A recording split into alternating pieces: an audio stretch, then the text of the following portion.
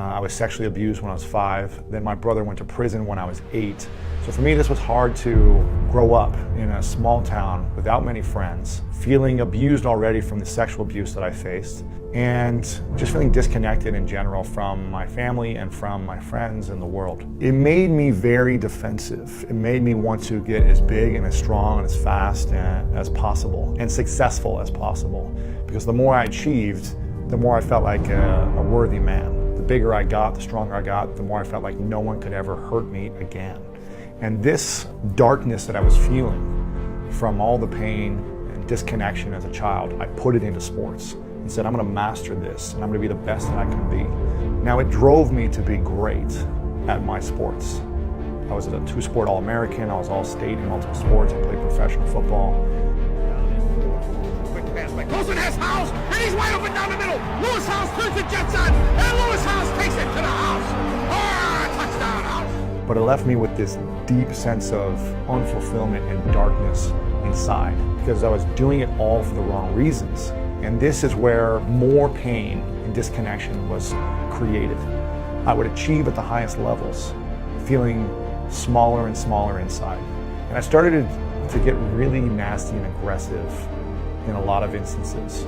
I would take this aggression out on the basketball court. So every few days I would go play pickup basketball until one day I was in a basketball game. It was a heated game. I was guarding a guy who was much bigger than me and older than me. We were both aggressive, fouling each other, blocking each other, holding each other, talking trash. And then it got down to the final point. It was game point for both teams. He had the ball down and he was about to score a layup. So I grab his arm and foul him so he doesn't score. All of a sudden, he turns around and headbutts me. And I see stars. I couldn't hold back anymore. I literally pummeled this person to the ground. I had him in a headlock, I was punching him in his face until someone got us up and got me off of him. And I saw this huge gash of blood coming out of his face. And I remember just shaking and trembling in that moment, thinking to myself, what have I done? I was terrified. I ran back to my place, was just looking in the mirror, shaking, thinking like, who are you? Why are you doing this? Why are you so upset? Why are you getting so mad to want to actually physically hit someone? And I remember just feeling so ashamed and so upset with myself and so mad that I allowed my anger to get the best of me. If I could go back and talk to my younger self, I would say, don't be so hard on yourself. All the self-doubt comes from not feeling loved and connected to by other human beings. So the fear comes back from, if I go after this dream, are people going to accept me as a human being? Am I going to be pushed away to the side? Am I going to be accepted or not? We look at ourselves and say, I'd rather have friends and feel love than go chase the thing I was born to do. And that's, I think, the biggest mistake human beings make.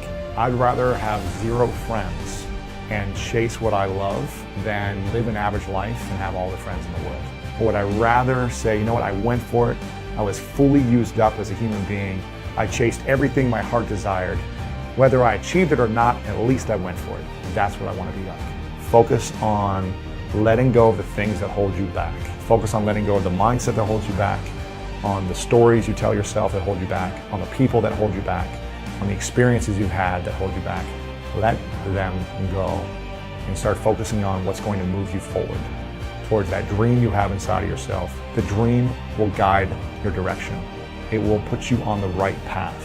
When you do or follow something that isn't your dream, you will always be on the wrong path. So listen to the heart, lean into the dream.